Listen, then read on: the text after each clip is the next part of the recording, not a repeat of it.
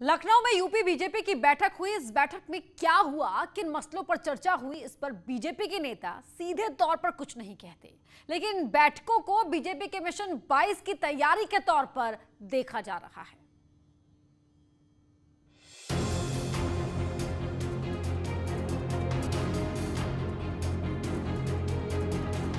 कभी संघ के साथ बैठक तो कभी संगठन के साथ मंथन। बीजेपी में इन दिनों बैठकों का दौर चल रहा है। यूपी बीजेपी हेडक्वार्टर पर सोमवार को भी ऐसी ही एक बैठक बुलाई गई थी, जिसमें प्रदेश भर के नेता शामिल हुए। इन बैठकों में बीजेपी के अलग अलग प्रकोष्ठों के प्रमुख शामिल हुए, यानी कि ये मंडल और जिला अध्यक्षों से हट के बैठक थी। 2022 के चुनाव की तैयारियों में जुटी बीजेपी में लगातार बैठकों का दौर जारी है और आज इसी कड़ी में पार्टी मुख्यालय पर प्रकोष्ठों और विभागों की महत्वपूर्ण बैठक बुलाई गई। प्रदेश भर के 150 से 200 संयोजक और सह संयोजक इस बैठक में शामिल हुए। हालांकि इस बैठक में खास तौर पर प्रदेश अध्यक्ष और सुनील बंसल की तरफ से ये निर्देश दिए गए कि जो भी नव नियुक्त संयोजक और सह संयोजक हैं, वो आगे की जो संरचना है पार्टी की, उसको वो पूरा करें। यूपी में बीजेपी के 22 प्रकोष्ठ और 28 विभाग हैं।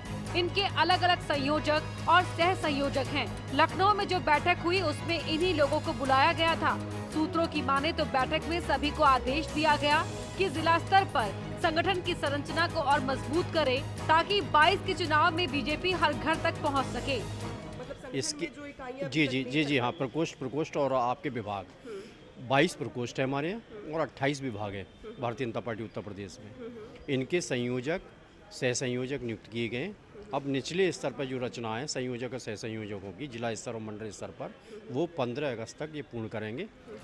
2022 से पहले बीजेपी ने ग्राउंड लेवल पर संगठन को मजबूत करने का प्लान बनाया। 15 अगस्त तक विभागों और प्रकोष्ठों के संयोजक जिले में अपनी टीम तैयार कर लेंगे, जिसके बाद प्रकोष्ठ और विभाग स्थानीय स्तर पर खुद ही कार्यक्रम भी तय करेंगे।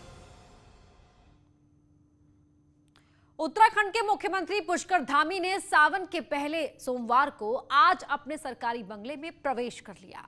सीएम के आने से पहले पिछले एक हफ्ते में पंडितों ने बंगले में पूजा पाठ की, वास्तु दोष दूर किए।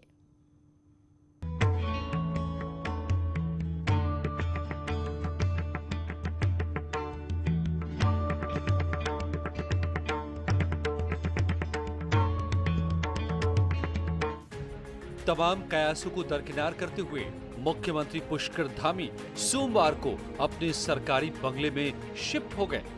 सीएम धामी का इस बंगले में शिफ्ट होना इसलिए खास है क्योंकि ठीक एक महीना पहले तत्कालीन मुख्यमंत्री तीरथ सिंह रावत ने इसे कोविड केयर सेंटर में तब्दील करने की घोषणा की थी। हालांकि एक महीने में प्रदेश की राजनीति पूरी तरह से बदल चुकी है। बंगले में आने के बाद मुख्यमंत्री शांति के साथ रह सकें और काम कर सकें, इसे लेकर पुजारियों ने महामृत्युंजय जाप से लेकर रुद्री वास्तु दोष दूर करने के सभी जतन किए हैं। पूर्ण विश्वास है कि इसमें जितने भी वास्तु दोष थे वो लगभग ठीक किए गए हैं और निरंतर 8 ब्राह्मणों के द्वारा यहाँ पे पाठ किया गया है। अब आने वाले समय में पूरे राज्य में स्थिरता आएगी। 2010 में करीब 16 करोड़ के बजट से बना ये मुख्यमंत्री आवास है, जिसे लेकर राजनीतिक गलियारों में अलग अलग चर्चाएं होती रही। दो ऐसे मुख्यमंत्री हुए हरीश रावत और तीरथ सिंह रावत, जिन्होंने इस बंगले की तरफ झांका भी नहीं। वहीं पूर्व मुख्यमंत्रियों में रमेश पोखरियाल निशंक, विजय बहुगुणा और त्रिवेंद्र रावत यहाँ रहे जरूर, लेकिन बीच में ही पद छोड़ना पड़ा।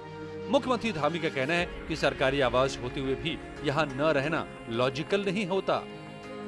न तो मैंने कभी भूतकाल की चिंता की है, न उसका प्रायश्चित किया है, और न ही जो है भविष्य में क्या होगा इसकी चिंता अभी से करूं। इसलिए हमारे हाथ में जो चीजें हैं और इतना बड़ा हमारा अच्छा इतना सरकार के इतने संसाधन उसमें लगे हैं, तो निश्चित रूप से वो जो भी प्रदेश का मुखिया होगा या मुख्य सेवक होगा उसके लिए बना है, तो उसको वहीं रहना चाहिए। उत्तराखंड चुनाव के चंद महीने पहले सीएम धामी का इस बंगले में आकर रहना एक संदेश के तौर पर साफ देखा जा रहा है कि वो लीक से हटकर काम करने की कोशिश कर रहे हैं। न्यूज़ 18 के लिए देहरादून से भारती सकलानी के साथ दीपांकर।